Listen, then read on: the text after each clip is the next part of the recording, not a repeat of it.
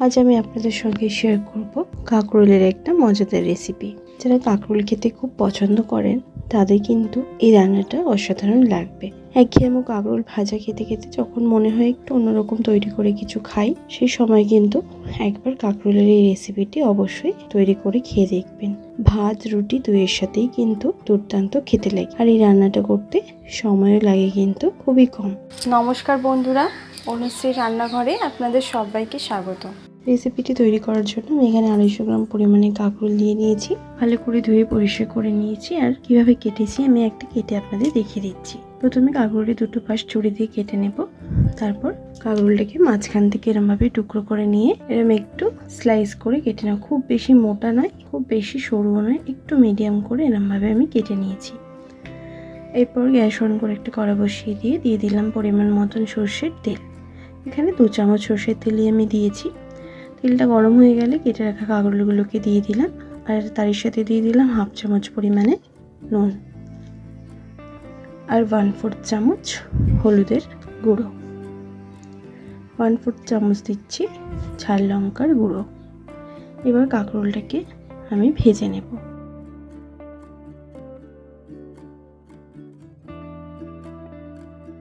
কাঁকরোলটাকে আমি হালকা লাল করে এখানে ভেজে নিচ্ছি। এরমভাবে একটু ভেজে নিলে কিন্তু রান্নার টেস্টটা খুব সুন্দর হয়। কাঁকরোলটা ভাজা হয়ে গেছে, এরকম হালকা করে ভেজেছি। এরপর তেল থেকে তুলে নিলাম। আবারও আমি ওই কড়াতেই দিয়ে দিলাম 2 থেকে 3 চামচ পরিমাণে সরষের তেল। ফোড়নে দিচ্ছি 1/2 চামচ পরিমাণে 5 ফোড়ন। ফোড়নটাকে একটু ভেজে নেব। ফোড়ন থেকে একটা সুন্দর গন্ধ বেরোতে শুরু করে দিয়েছি। এরপর দিচ্ছি একটা মিডিয়াম সাইজে চপিং করে কেটে রাখা পেঁয়াজ। পেঁয়াজটাকে দেবার পর আমি এটাকে একটু ভেজে নেব। হাই ফ্লেমে 2 মিনিট পেঁয়াজটাকে একটু ভেজে নিচ্ছি। এরপর 2টো কাঁচা লঙ্কা কুচি দিয়ে দিলাম, আর দিলাম 1 চামচ পরিমাণে আদা রসুন বাটা। আদা রসুন বাটাটাকে দিয়েও ভালো করে ভেজে নেব, যাতে আদা রসুনের কাঁচা গন্ধটা কেটে যায়।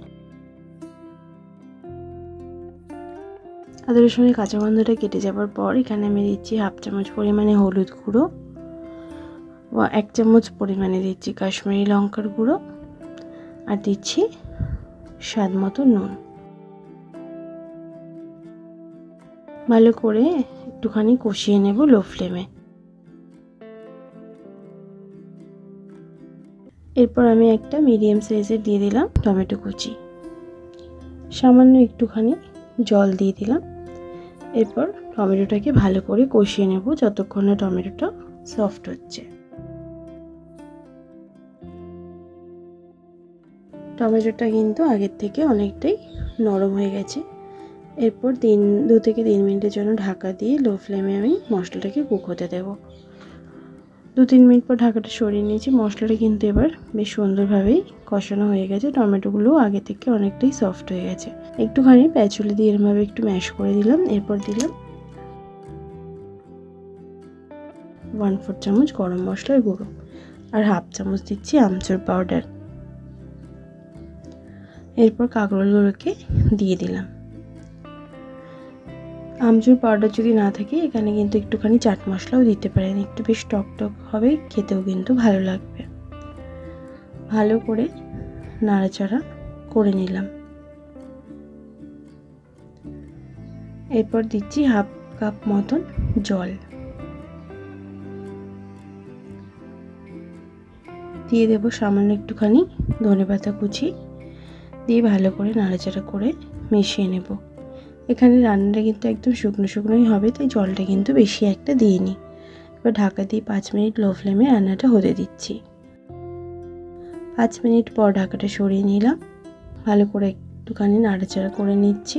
একটা সুন্দর গন্ধ কিন্তু বেরোতে শুরু করে দিয়েছে। দিয়ে দিচ্ছি আর একটুখানি ধনেপাতা কুচি। ভালো করে মিক্সড করে নেব। আর রান্নাটা পুরো শুকনো শুকনোই হয়েছে। যেটুখানি গ্রেভি ছিল সেটাকে আমি পুরো ড্রাই করে নিলাম। এবার গ্যাসের ফ্লেম বন্ধ করে আমি গরম গরম সার্ভ করে নেব। কাঁকরোলের এই রেসিপিটি কিন্তু ভাত রুটি দুইয়ের সাথে দুর্দান্ত লাগে। একবার এরমভাবে এই রেসিপিটি তৈরি করে খেয়ে দেখবেন, আশা করছি আপনাদেরও ভালো লাগবে। ভালো লাগলে লাইক শেয়ার করতে ভুলবেন না, কমেন্ট বক্সে কমেন্ট করে জানাতে ভুলবেন না রেসিপিটি কেমন লাগলো। ভালো থাকবেন, সুস্থ থাকবেন, ধন্যবাদ।